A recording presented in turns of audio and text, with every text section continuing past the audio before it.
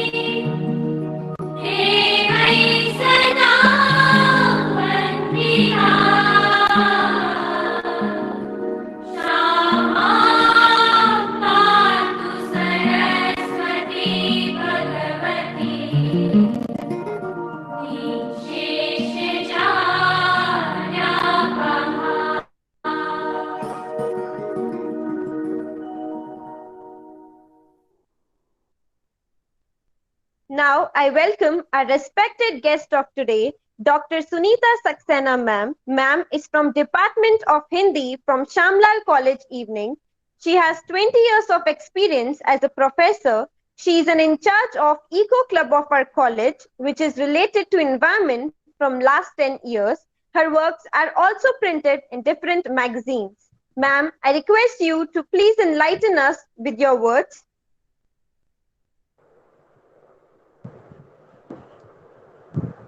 हाँ, मेरी वॉइस आ रही है? Yes ma'am. हाँ, धन्यवाद आप सबका मुझे इनवाइट करने के लिए। और सबसे पहले जो शब्द कहूँगी वो ब्यूटीफुल ब्यूटीफुल ब्यूटीफुल। इतना सुंदर ये कार्यक्रम का आयोजन है और सरस्वती वंदना, मैं इमेजिन नहीं कर सकती थी कि कार्यक्रम का आगाज़ ऐसा होगा। और जब मुझे मनीष ने इस कॉन्सेप्ट के बारे में बताया कि इस तरह से आपकी लेक्चर सीरीज़ है, तो सच बताऊं मुझे इतना अच्छा लगा क्योंकि इसके पीछे ये रीज़न नहीं है कि हमारे कोलीग ने शुरू किया है और ठीक है अच्छा कहना ही है, ऐसा कुछ भी नहीं है। बल्कि मेरा पर्सनल जो एक्सपीरियंस है मैं वो कहना चाहूँगी, जिसके कारण मुझे ये प्रोग्राम बहुत अच्छा लगा। वो कारण ये है कि मैं बिल्कुल गवर्नमेंट स्कूल में पढ़ी हुई हूँ मतलब 12th तक। और ऐसा कभी हुआ ही नहीं कि हमने कभी स्टेज पर जाकर कुछ परफॉर्म किया। ना टीचर्स इतना हेडेक लेते थे, अपने में भी कुछ नहीं था कि हम जाके परफॉर्म करें। कोई इंस्पायर करने वाला नहीं था। कुछ हम भी शायद हमारी भी कुछ कमी रही होगी, पर कभी भी हमें में वो कॉन्फिडेंस आया ही नहीं। अभी मनीष ने शुभम को देखकर कहा कि आप स्मार्ट ही नहीं दिख रहे हो, आप कॉन्फिडेंट भी दिख रहे हो, पर मुझे नहीं लगता कि मैं कभी अपनी स्कूल लाइफ में कॉन्फिडेंट दिखी थी। कॉलेज मेरा बहुत अच्छा था, वहाँ भी हम पीछे पीछे रहे। तो एक पर्सनैलिटी में एक जो एक कमी रह जाती है। मैं सच बताऊं, एक झूठ नहीं बोलूँगी, वो कमी कहीं ना कहीं रही कि हम बोल नहीं सके। और बोलना एक कला है, ये मुझे बहुत बाद में पता चला कि बोलना भी एक आर्ट है। जब हम वैसे तो बहुत हम डेली यूज में इतना सब बातें करते हैं, लेकिन शब्दों का महत्व क्या है और एक एक शब्द बहुत महत्व रखता है, मायने रखता है, आपकी पर्सनैलिटी दिखाता है, आपके विचार दिखाता है। ये मुझे बहुत बाद में पता चला। तो मैं जब टीचर बनी, बहुत धीरे धीरे मैंने एक्सपीरियंस किया। तो अभी 4-5 साल पहले, जैसे मनीष ने अब शुरू किया, मैंने 4-5 साल पहले ही अपनी क्लास में ये शुरू किया। क्योंकि मुझे अपना जब स्कूलिंग याद आती है तो मैं हमारे हिंदी ऑनर्स में भी बहुत सारे गवर्नमेंट स्कूल से बच्चे आते हैं, तो मैं नहीं चाहती थी कि मेरे बच्चों में भी ये कमी रहे। तो मैंने क्लास में शुरू किया था। इतने बड़े लेवल तक तो मैं नहीं कर सकी कि हर बच्चा क्लास में कुछ ना कुछ बोलेगा, चाहे मूवीज पर बोले, चाहे क्रिकेट पे बोले, चाहे अपनी कोई बुक पर बोले, चाहे अपना एक्सपीरियंस शेयर करे कोई भी दिन का मैंने शुरू किया था। तो कुछ बच्चों ने उसमें बोला, लेकिन 90% बच्चे पीछे ही रहते थे, नहीं बोलते थे। उनको घर से प्रिपेयर करने के आने के लिए भी बोलते थे, तब भी वो शायद नहीं बोलते थे। तो वो झिझक, वो एक कॉन्फिडेंस नहीं होना, मैं समझ सकती हूँ उनकी बात। लेकिन काश मैंने और एफर्ट्स किए होते तो कुछ बच्चे और निकल सकते। इन बिटवीन कोरोना आ गया, वो 1-2 साल तक चला मेरा। तो ये बहुत अच्छा प्लेटफॉर्म है। शायद आपको आज नहीं पता चलेगा, आप में से कुछ, आपकी क्लास में से कुछ बच्चे कह रहे होंगे अरे ये 8-10 बच्चे ही करते हैं, ठीक है, हमें इससे कोई मतलब नहीं है। लेकिन वाकई जो बच्चे इसमें पार्टिसिपेट नहीं भी कर रहे, वो प्लीज पार्टिसिपेट करिए। चाहे आप 10 मिनट बोलिए किसी भी पसंदीदा टॉपिक पर, किसी गाने पर, मूवी पर, अपने एक्सपीरियंस पर बोलिए ज़रूर। बोलना बहुत ज़रूरी है, बोलना एक आर्ट है। इससे आपका कॉन्फिडेंस बूस्ट होता है, आपको नॉलेज आती है, आपको आपकी पर्सनैलिटी निखर कर आती है। तो ये एक एस्पेक्ट्स है। तो इसके लिए मनीष का जितना मैं थैंक यू कहूँ उतना कम है, क्योंकि मेरे अंदर था कि कहीं ना कहीं ये बच्चों में होना चाहिए। तो ये बहुत अच्छा प्लेटफॉर्म है जो आप इससे जुड़े हैं। दूसरा, ये टॉपिक जो है, जब शुभम ने मुझे बताया कि क्रिकेट है, सच बताऊं ये भी एक मेरे व्यक्तित्व में कमी है कि मैं स्पोर्ट्स से नहीं जुड़ी हुई कभी भी। आउटडोर स्पोर्ट्स तो बहुत दूर की बात है मेरे लिए। इंडोर में जो हम छोटा मोटा खेलते थे बस वो लूडो और उससे ही सीमित था। तो आउटडोर में हम शायद पकड़म पकड़ाई ऐसे ही कुछ खेलते थे। क्रिकेट वगैरह हमारे एनवायरनमेंट में नहीं था उस समय, और गर्ल्स के लिए तो बिल्कुल ही नहीं था। तो मैं कभी स्पोर्ट्स में, कुछ मेरी पर्सनैलिटी ऐसी थी, कॉन्फिडेंस नहीं था, तो स्पोर्ट्स में नहीं गई मैं। और हमारे टाइम में कहावत थी और अभी भी है कि खेले हुए कूदोगे बनोगे खराब। तो वो एक दिमाग में भी शायद था कि कभी खेला नहीं। लेकिन अब जैसे जैसे अहमियत समझ आ रही है कि खेलना ना सिर्फ खेल के लिए ज़रूरी है, बल्कि वो पूरी आपकी ओवरऑल पर्सनैलिटी, आपकी मानसिक और शारीरिक क्षमता को बढ़ाने के लिए बहुत ज़रूरी है। आपका पूरा व्यक्तित्व उससे निखर कर आता है। तो जब ये शुभम ने मुझे टॉपिक बताया क्रिकेट, क्रिकेट मुझे थोड़ी बहुत समझ है, ज़्यादा नहीं। और मैं ये जो इंडिया पाकिस्तान का मैच होता है वो ज़रूर देखती हूँ, और कोई मैच नहीं देखती हूँ मैं। और कुछ कुछ घटनाओं की मुझे जानकारी होती है जो न्यूज़ से। लेकिन जब मैंने थोड़ा-सा आइडिया लिया शुभम से, तो उसने बताया कि किस तरह से शुरुआत में ही इसमें कास्ट आ गया था, रिलीजन आ गया था, और किस तरह से ये जैसे हमारा एनवायरनमेंट पॉल्यूटेड होता है, वैसे गेम भी ये क्रिकेट पॉल्यूटेड हुआ। तो सुनकर बहुत बहुत बहुत आश्चर्य हुआ। और ये इतनी अच्छी सीरीज़ है, शुभम ने इतनी मेहनत की है। मेरे यहाँ भी कोई गेस्ट आने वाले हैं, मैं पूरा नहीं सुन सकूंगी। जब तक नहीं आते हैं तब तक मैं सुनूंगी। लेकिन बच्चे, इसकी रिकॉर्डिंग अगर आपके पास हो, जितनी भी सीरीज हैं उसकी मुझे रिकॉर्डिंग भेजना, मैं ज़रूर सुनूंगी। क्योंकि मुझे ये लगा कि हम कहाँ खोए रहते हैं, नॉलेज ही नहीं है। और ये बच्चे इतनी मेहनत, इतनी रिसर्च करके ला रहे हैं ये बच्चे, तो वाकई बहुत काबिले तारीफ है ये सब कुछ। तो मनीष को बहुत बहुत बधाई ये प्लेटफॉर्म स्टूडेंट्स को देने के लिए। शुभम को बहुत सारी विशेष, उसने इतनी मेहनत की है इस लेक्चर के लिए, विशेष। और आप सब जो इससे जुड़े हुए हैं, जो कोऑर्डिनेट कर रहे हैं, मानवी है, डीएन सिंह सर जो हमारी हिस्ट्री डिपार्टमेंट के एचओडी हैं, उनको बहुत बहुत बधाई। उनके साथ के बिना कोई काम नहीं होता, हमारे प्रिंसिपल सर। और आप सब बच्चों का बहुत बहुत शुक्रिया और शुभकामनाएं आपके फ्यूचर के लिए। Thank you. Thank you, ma'am. Now, without further ado, let's start the program. Now, I would like to call our speaker, Mr. Shubham Tiwari, to present his views on topic cricket, caste, colonies, and its constructions. Thank you, Manvi.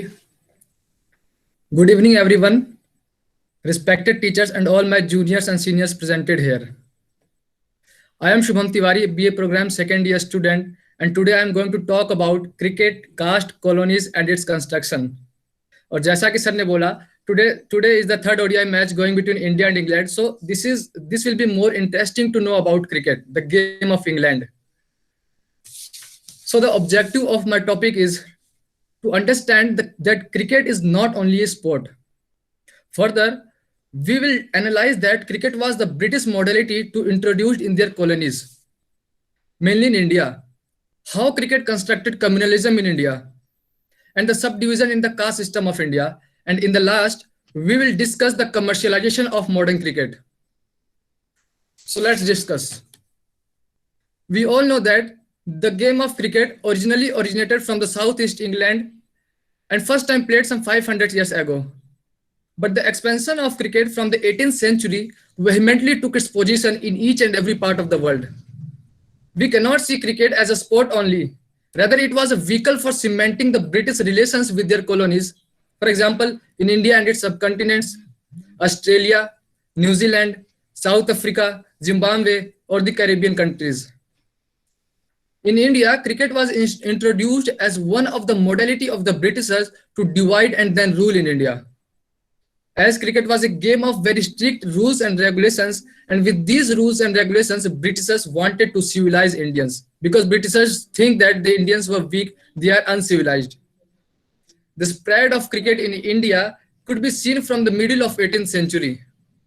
With the introduction of new education system in 1835, cricket also pertains its position in each and every schools and colleges became part and parcel of the education system.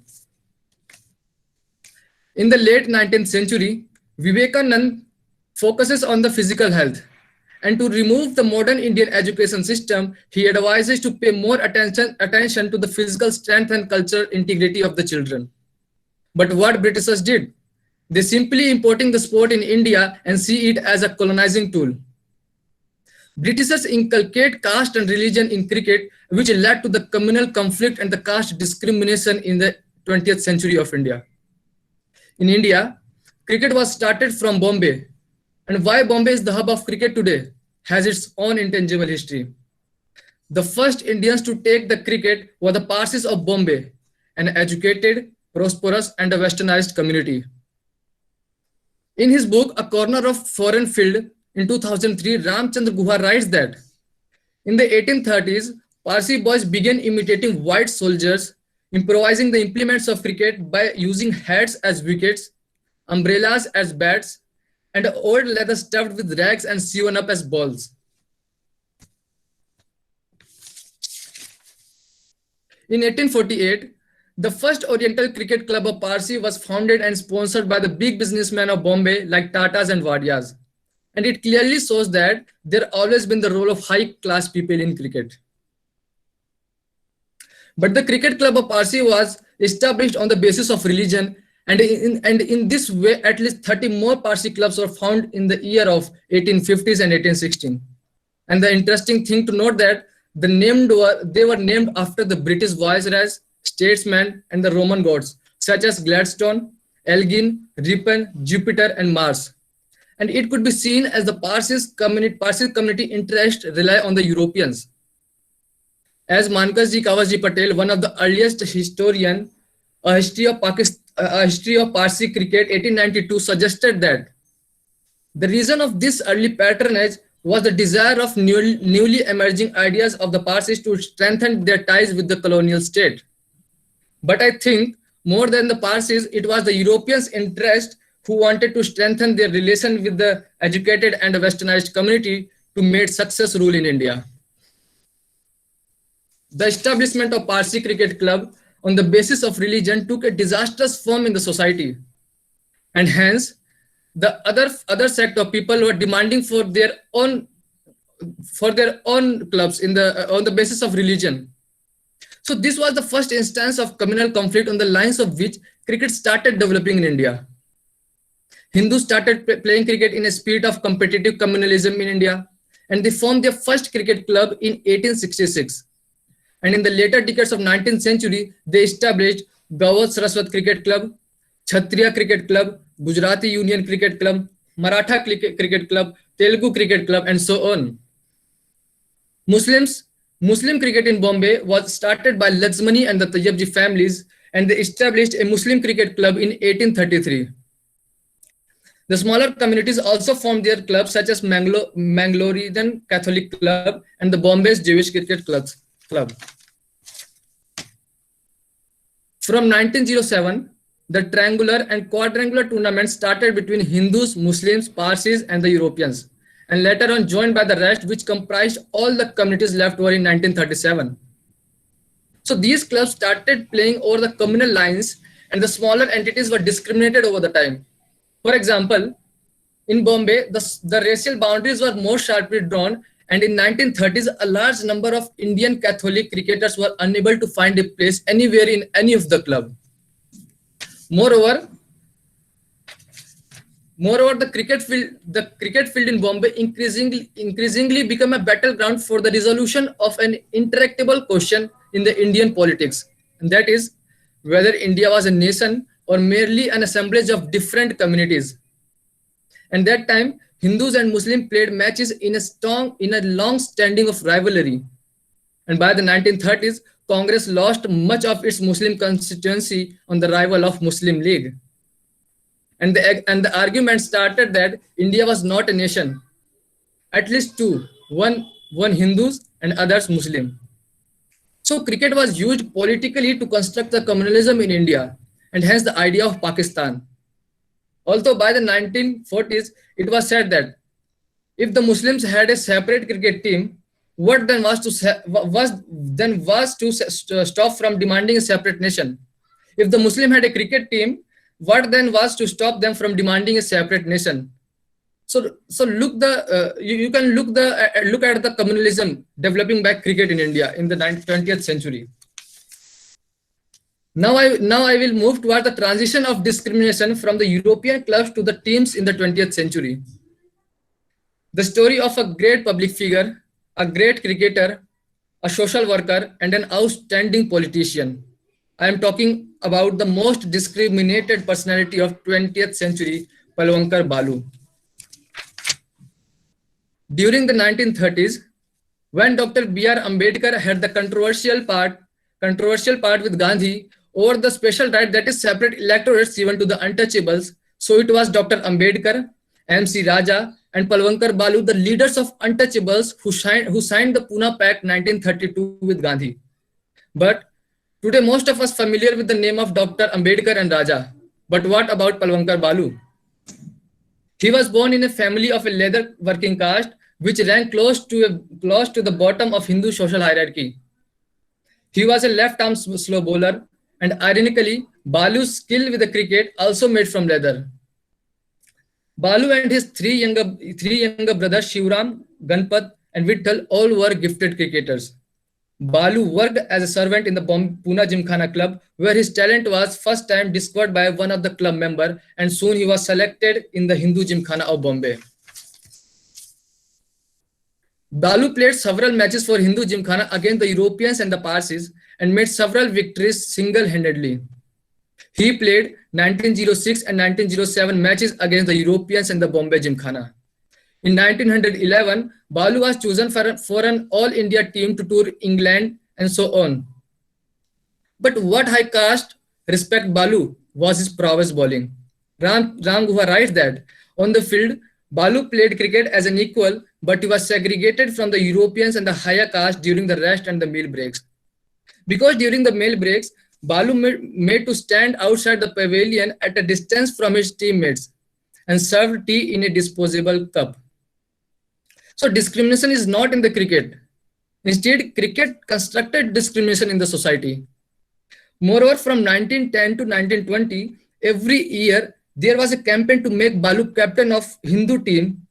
But despite the greatest player of his time, he was never been made the captain of his team. Whereas in 1923, his younger brother Vittal, who was a batsman, was officially appointed as the captain of Hindu team, and this victory of low caste Hindus was regarded as the effect of Mahatma Gandhi's campaign to removing untouchability for the Swaraj.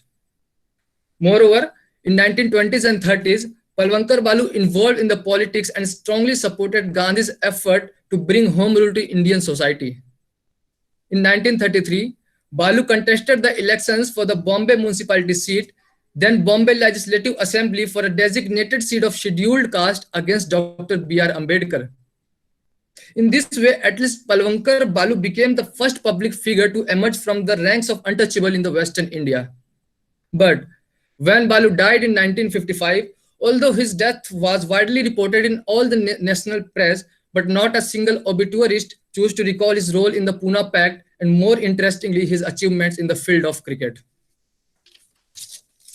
So this was the story of Palwankar Balu, who continuously discriminated not only by cricket, but by politics and the historians also. So it was not only Balu, but many people like him had been continuously discriminated by the cricket. And as I said, cricket was never been the sport for India, although it was constructed by the Britishers to divide and made subdivisions in the caste system of India. Now I move towards a 3-hour 42-minute films of Amir Khan and Ashutosh Gawrikar's Lagan, which is released in 2001, but gives us the idea of 1893 India. The movie shows that cricket was more than a game and how cricket was the centrality of the Indian socio-economic and political life. In the movie, a peasant boy, Bhuvan, which role played by Amir Khan, described cricket as a Firangi version of Gilli Danda, which he used to play since he was a child. And in the outrage, Captain Russell, a British officer, challenges Bhuvan in the presence of all the villagers to beat the English team in a cricket match. And failing which, the entire province would be charged 3 times their share of annual tax, that is Lagan. So this was the basic reason. The contract between the villagers and the Englishman. But interesting to note that the game which was invented for the entertainment today played with the lives of thousands. Moreover, the team of Bhuvan comprised of each and every section of the society. For example, if we look at the characters, Bhuvan, who was a peasant boy, Kachra, the untouchable, Ismail, the porter, Bhura, who was a poultry farmer, Larkha, who was a woodcutter, Arjan, who was a blacksmith, Deva Singh Sodhi, a Sikh ex-sepoy, Guran, a seamer, Goli, etc.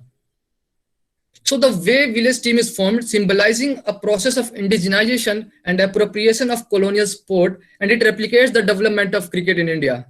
But the question is, why the upper caste Bhuvan is the de facto leader of the team?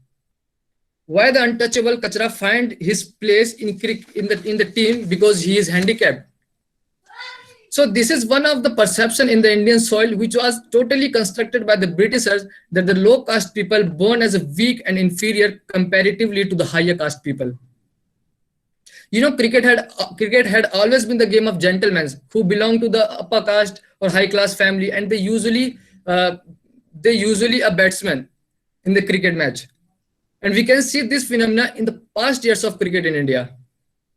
For example, if we look at the captains of India, we have almost batsmen or maybe all-rounders. Ajinkya Rahane, Virat Kohli, MS Dhoni, Virender Sehwag, Rahul Dravid, Saurabh Ganguly, Sachin Tendulkar, Mohammad Azharuddin, Sunil Gavaskar, and so on. But not a single bowler in the cricket of history who led the team as a captain. If maybe have one or two, we totally forgotten us. So why cricket discriminate them?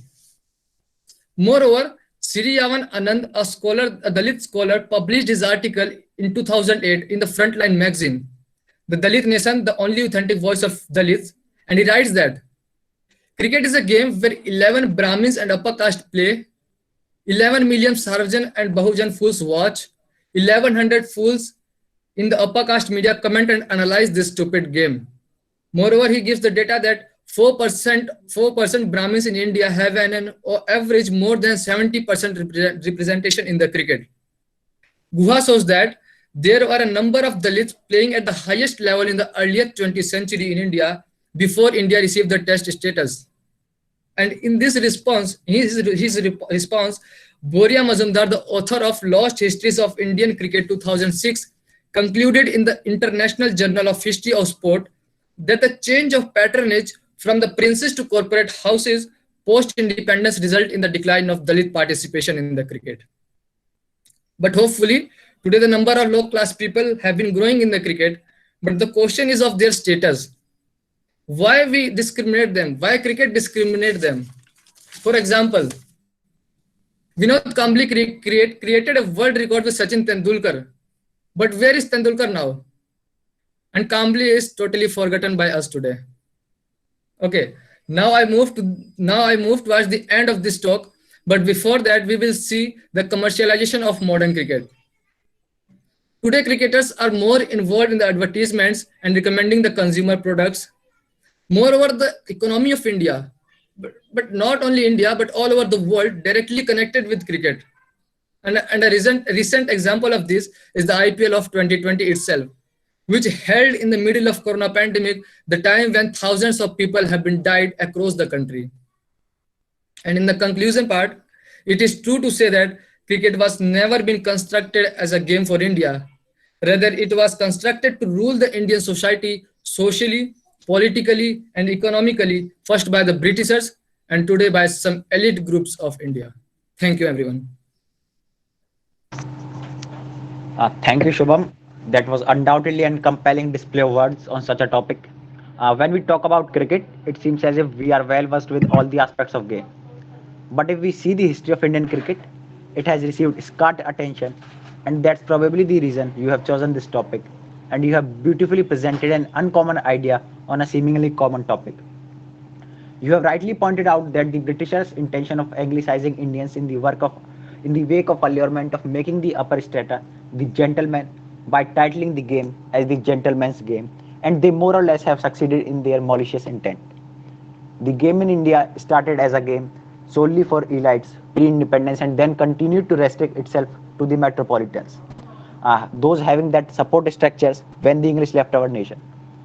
This is evident from the fact that in the 1970s and 80s, nearly 50% of the Indian cricket team consisted of players from the cities of Mumbai, Chennai, Bengaluru, Delhi, Hyderabad, and Kolkata. There is a need to understand this as a function of systematic barriers arising from corporate patronage post-independence and the urban stranglehold of the game, instead of attributing it to choice, inherent ability, or upper classes taste post-independence. While this number has reduced to 39% since the 1990s onwards, this is more due to the small town revolution, increased urbanization of tier 2 and tier 3 cities, rather than the adoption of inclusive policies meant to encourage budding cricketers at the lowest levels. Fortunately, this number is now negligible because meritocracy has superseded all the factors, and that is a good sign for Indian cricket in a direction to undo the atrocious remnants of British officials on the game in our nation. Moving on, we have few questions from some of our enthusiastic listeners. Let's take up on those. First one is from Divya Tyagi. She is asking, do you think cricket was also introduced under a pre-planned policy for colonizing India? Shubham, what's your view on this? Yes, I think it was the pre-planned policy of the Britishers, because in the 19th century, if we see the Cambridge historians like James Mill, he was always said that Indians were weak, Indians are uncivilized, Indians have no civilization. So cricket, and if you see cricket, there is, there are more rules and regulations, and they are very strict. So Britishers introduced cricket as a part to colonize India or to civilize India, so that they behave like Englishmen. They do all the things like the Englishmen or the England people. So they were easily to control the Indians and to colonize Indian. And in history, we always looking toward the impact. So what is the impact of cricket today? India was divided between communities, arises communalism in India, subcaste division, and so on. So I think this was a pre-planned policy of the Britishers to introduce cricket in India. Absolutely, no doubt. Fantastic, Shubham. You have told that what the impact of cricket today means. I hope your doubt is clear. Next question is from Vishesh Kazmi. He is asking, how will you justify your point that cricket played an important role in Indian politics during earlier 20th century? Okay, it is a good question. So if we look, as I give an example of communalism in the part, that the Hindus and Muslims played matches on the rivalry part. So this was the connection. There is a connection between the politics and the cricket. When the rivalry started between Hindus, Muslims, and by the 1930s and 40s, when there was a election of the Congress lost their much constituency of Muslim. So what's the reason? The reason behind this is the cricket. The rivalry started between Hindus and Muslims, created a politics between Muhammad Ali Jinnah and Nehru and all the Congress parties. So I think this is a political game where a new idea of Pakistan was emerged. Yeah. Okay, Shubham, we understand that you also told that if we divide the team on the basis of religion, then the nation will also be divided on the basis of religious lines. Next Yes, yes. question is from Ajay Gupta. Yeah, 1 second. And I mentioned that if the Muslims had a cricket team, separate cricket team, what then was to stop them from demanding a nation? So this was the statement in the 1940s. Yeah, go ahead, please, Mudit. Okay, our next question is from Ajay Gupta. He is asking, you talked about the discrimination. So what do you think about reservation of separate quota for marginalized section in cricket? Will it be good because it can solve the problem? As has also been applied in some nation, as we see in South Africa, it is reserved that 6 players must be from the black society. And recently, if I quote one of the examples, Temba Babuma, he has been made the captain of South African Test team, and this is the first instance in the history of Test cricket. Mudit, it is a very interesting question, but I think there is no need of quota in the cricket. But important thing is about the status of the player. In India today, there are players from every sections of the society. But what about their status? We are totally forgotten us. So this is the discrimination. Discrimination is not in the participation. Discrimination in the cricket. They are not served the team as a captain. Why they not serve as a captain? Because they are weak. They are born as a weak or inferior to the high class people. So this is not all about quota. This is about the status of their players. Why we discriminate them? I think you got your answer, Mr. Ajay Gupta. Thank you, Shubham. You have beautifully answered all the questions. Now I hand over the mic to Ms. Manvi. Please continue the further proceedings. Now, I would like to call the next speaker, which is Ms. Divya Tyagi. She is going to present her topic next week. Dee, please represent your views. Good evening, everyone. I am Divya Tyagi, and I'm currently in second year of BA program, English plus History. And I will be giving my talk next Sunday. And the topic of my talk will be Hill Politics in India. So when we talk about the hills or the politics of the hills, we need to start from the beginning. That is the time when the Britishers were around, and how the geographical and climatic aspects of the hills attracted the Britishers and reminded them of their homeland. Now, Britishers spent most of their times in the hills and went back and forth from plains to the hills, which makes us question the financial and the political costs of immigration and how the Britishers exploited India's economy for their own comfort. Now, from being a place of leisure, fun, and peace, it became the seedbed for self sustaining colonies. Now, hills became important centers of political and military power. And we'll also talk about how gradually over the time the politics of the hills have changed and how tourism and politics have impacted each other. And was it necessary at all to give the attention to hills and make them as important as they are today? So that is all about my topic for now. And please prepare yourself for a very interesting talk next week. And I hope you will all find it interesting and worth your time. So I will see you all next Sunday. Thank you so much. Thank you, Ms. Divya. Now, I would like to call the Joint Secretary of Sakshay, Ms. Preeti, to please give the vote of thanks and end this program here. Good evening to all. I, Preeti, student of BA program History Hindi discipline. As you all know, I has been appointed as a Joint Secretary of Sakshay History Society of Shamlal College evening. I deem it a great honor and privilege to propose the vote of thanks on this memorable program. The History Society of our college welcome you to Graduate Scholars Talk Series 8. The Department of History is under the convenorship of Dr. D.N. Singh Sir and under the guidance of Dr. Pramod Kumar Sir, Dr. Manish Kamwar Sir, Dr. Seema Meena Ma'am, and Mr. Ajay Kumar Sir. In 2016 to 2017, Sakshay was first formed and the office bearers were first Ms. Swati Dhar, 16 to 17, second Mr. Ashish Kumar, 17 to 18, third Ms. Sakshi, 2018 to 19, fourth Ms. Pinky Kasana, 2019 to 2020, and the current president of Sakshay is Mr. Ankit. The office bearers of Sakshay are Ms. Mandira Paul, Vice President of Sakshay, Mr. Shubham Tiwari, Secretary of Sakshay, Ms. Preeti, Joint Secretary of Sakshay, Ms. Chandni Sikawar, Treasurer of Sakshay. Executive members are Ms. Charu, Ms. Sakshi, Mr. Ajay, Mr. Vishesh Kasmi, Ms. Priya, and Ms. Divya Tyagi. Saksha also organized quizzes, debates, lecture series, seminars, career counseling, and educational trips. Last month, Saksha organized online Freshers Welcome, in which different games under organized and the winners of all the events were awarded as Mr. and Mrs. Fresher. It was a great success. Saksha also organized OBE seminar and 7 graduate scholars talk series. This is weekly talk series to present the scholars' views on various topics to enhance their ideas and speaking ability. Let me first of all start by giving glory to Almighty God for making today's occasion a resounding success. First and foremost, I thank our special guest, Dr. Sunita Saxena, ma'am, who honored this program with its inspirational thoughts. Thank you so much, ma'am, for your very valuable thoughts and precious time. I want to thank all the respected teachers who joined us today.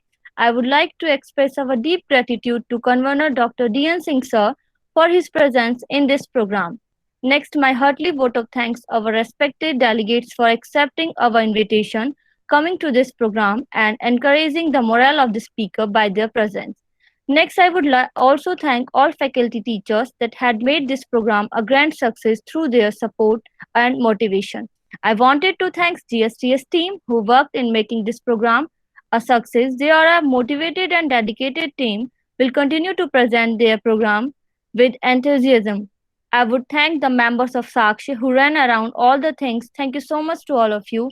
Further, a big thanks to Mr. Shubham Tiwari, Speaker of the Day, for adorning his necessary work and sharing with their experience and graceful opinion on the topic cricket caste colonies and its construction, and for making an excellent answers of all the questions of the student. Thank you so much, Mr. Shubham Tiwari. I would like to place my heartily vote of thanks to all the students for joining us today in a great number, not only from our department, rather also from other departments. Thank you for being with us and for your cooperation. Once again, I thank all for your cordial cooperation and lovely gathering. Have a great day ahead. See you all next Sunday. Thank you. Your mic is mute.